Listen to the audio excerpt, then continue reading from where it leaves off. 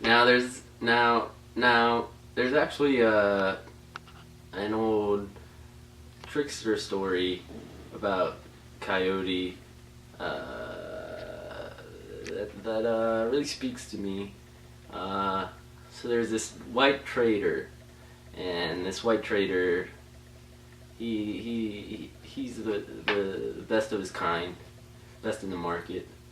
Now the trader is approached one day by an old man who says, "Trader, I've actually heard of a man who can outsmart you."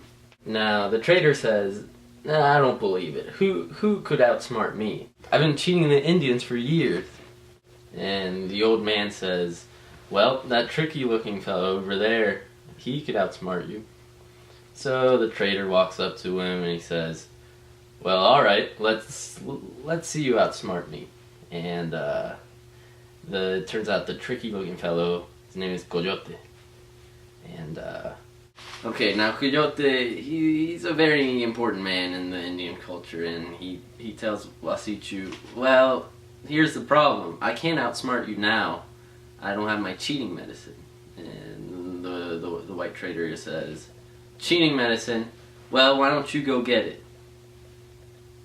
Now the Indian Coyote, he responds, "Well, I can't go get it. I don't live for miles away." And the trader says, "Well, how about I give you my horse, and you can go get it." And Coyote, of course, agrees with this, but he says to him, "I'd love to, but I'm afraid of your horse, and he's afraid of me." So the white man Wasichu, he says, "Well, what are we gonna do about this?" And Coyote, he goes, "How about you give me your clothes, and then he'll think that I'm you." Now here's where it gets interesting.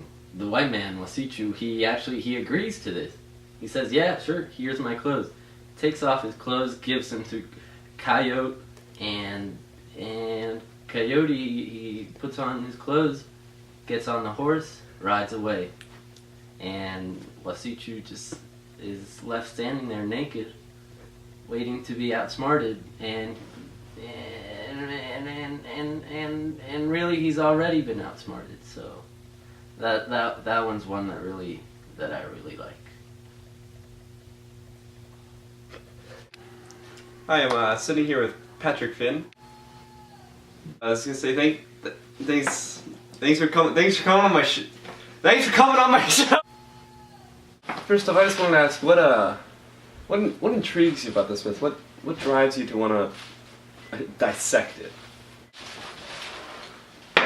Well, funny you should mention that. Okay, first time I heard about this project, was working. I was still in college. Had a couple jobs, and I came across this in a undergraduate study. It was really great, and I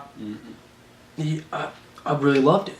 It spoke to my soul. On the spectrum of buffoon to hero in this myth, do you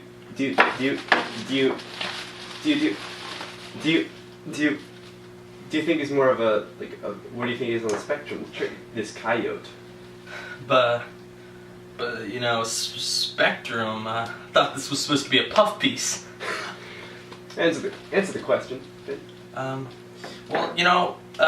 what we see, with the spectrum, okay, there's one side and there's another, and everything in between, okay, and we see this hero, this Kete, we see that he's a hero. He is no buffoon, okay, he is the hero of his culture. He is the epitome of the trickster hero, and that's what we see.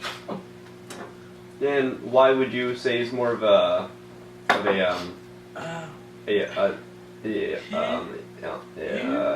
hero figure? He is standing up for his culture.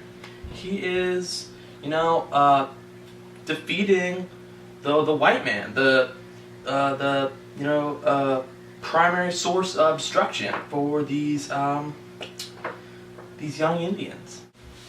Mm-hmm. Yeah. This. What would you say the positive lessons are to learn from this myth?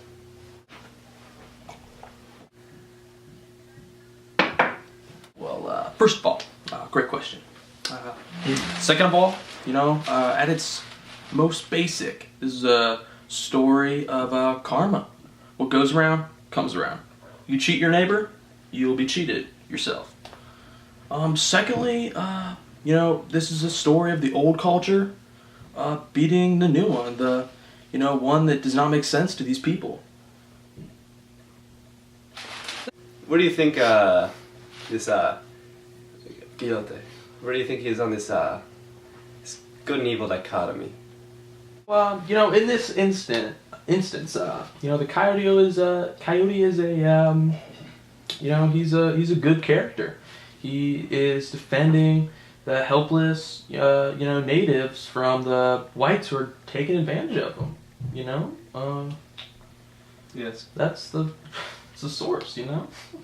How do you think this trickster could represent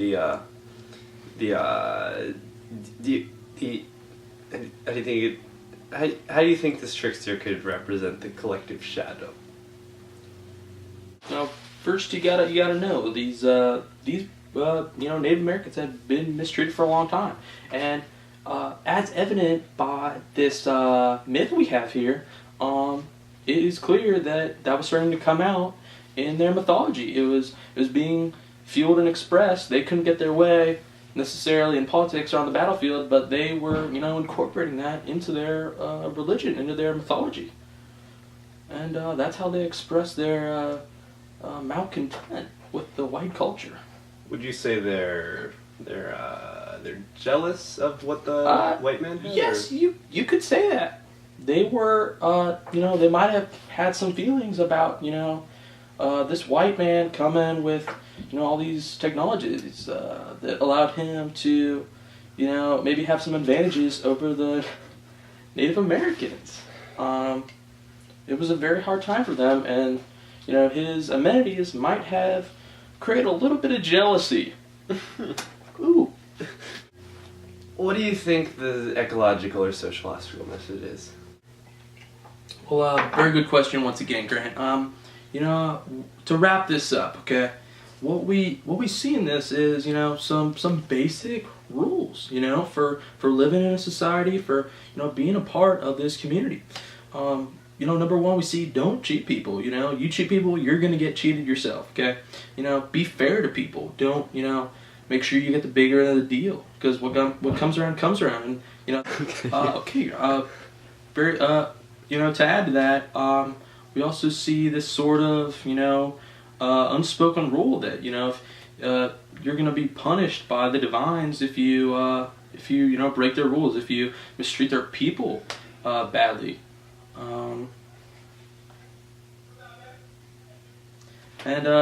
To wrap it up, you shouldn't be prideful, because, you're not always going to be on that pedestal that you see yourself on. And that's what we can really take away from this. Now, who would you recommend this myth to? Okay, and here's my response. Mythology now, mythology tomorrow, and segregation forever.